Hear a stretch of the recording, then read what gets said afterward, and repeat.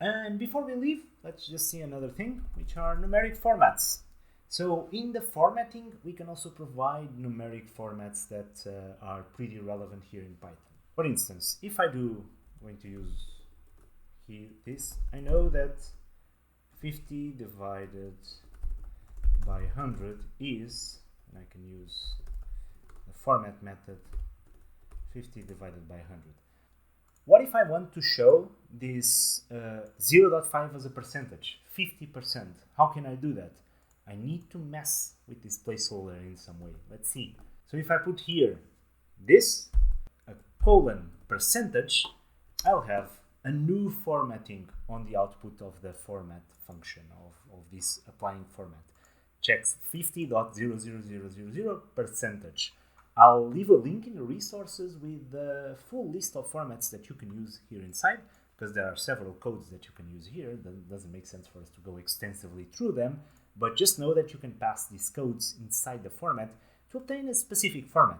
One of the widely used is to do this. So use here a 2 to give the decimal places that we should have on the right of the dot there. And oops, I'm missing here a dot. I have to do dot 2%, and this will give 50.00. It puts only 2 decimal places. I don't need all these decimal places. You can also do other things, such as, for example, using a comma here, which is another format. And this comma is relevant for larger numbers. For example, if I do this, the comma will be used as a 1000 separator here with this code. Bottom line, just understand that there are different codes here. Bottom line is just understand that you can use these codes to change the appearance of what's going inside your placeholder in the format. Okay, this is also super common to do. We are done with strings. What a big section here for us to understand this basic object in Python. The next section, we are going to approach numbers and integers a bit better. It's going to be much shorter because the things that we can do with numbers, or at least these methods and all of that, and indexes are completely different there. We don't need to spend that much time in integers and floats.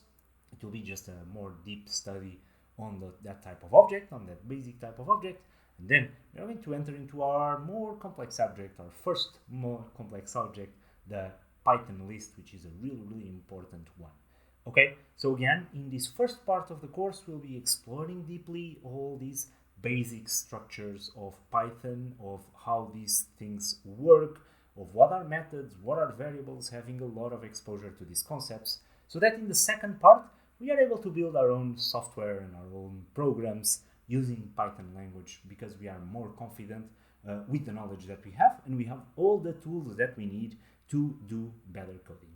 Okay, so this is the main flow, of course, that we are following right here. Next, don't forget exercises, case study, everything that you are waiting for in this section for you to train these strings, really get them under your fingers.